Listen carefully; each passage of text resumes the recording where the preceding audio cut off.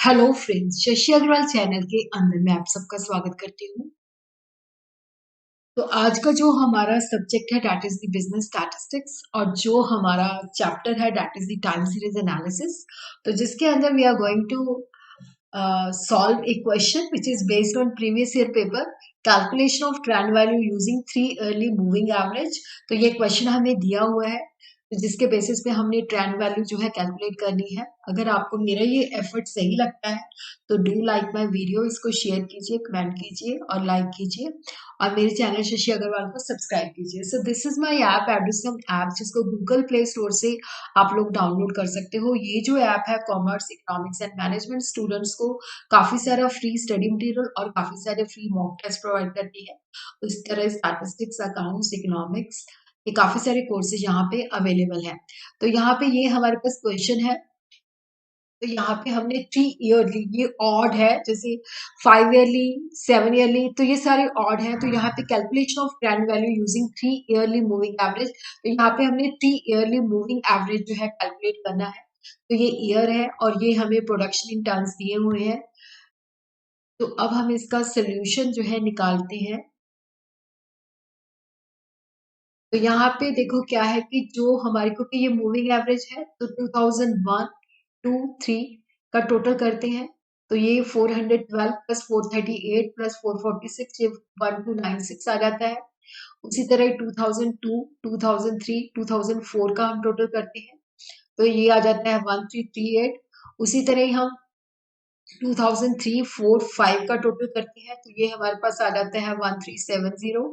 उसी तरह हम यहाँ पे 2004, 5, 6 का टोटल करते हैं तो ये हमारे पास आ जाता है 1407। उसी तरह हम 2005, 6 एंड 7 का टोटल करते हैं तो ये हमारे पास आ जाता है 1443। तो उसके बाद हम इसकी जो है ट्रेंड वैल्यू कैलकुलेट करते हैं। तो यहाँ पे जो हमने टोटल किया है, जैसे यहाँ पे हमारा 1296 आया है तो इसको हमने 3 से डिवाइड कर दिया तो ये 432। 1338 को हमने 3 से डिवाइड किया तो ये 446। 1370 को हमने 3 से डिवाइड किया तो 457। 1407 को 3 से डिवाइड किया तो 469। 1443 को 481। तो ये हमारी ट्रेंड वैल्यू आ जाती है। उसके बाद हम ग्राफ बनाएंगे जिसके अंदर पहले हम एक्चुअल डाटा जो है एक्स एक्सिस पे हम जो है ईयर लेंगे और वाई एक्सिस पे हम प्रोडक्शन लेंगे और यहाँ पे ये वाला एक्चुअल डाटा हम ड्रॉ करेंगे और ट्रेंड वैल्यू 2002, 3, 4, 5 और 6 तक जो है ये वाली जो वैल्यूज हैं इसको हम ड्रॉ करेंगे। तो अब हम इसको ग्राफिकली जो ट्रेंड वैल्यू है उसको ड्रॉ करते हैं।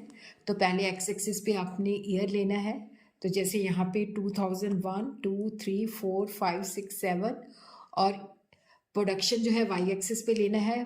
It will start from 410, 20, 30, 40, 50, 60, 70, 80 and 90। उसके बाद हम एक्चुअल डाटा जो है उसको प्लॉट करेंगे। से हमने जो है एक्चुअल डाटा जो है उसको प्लॉट कर देना है। तो उस तरह से हमने इसको मिला देना है।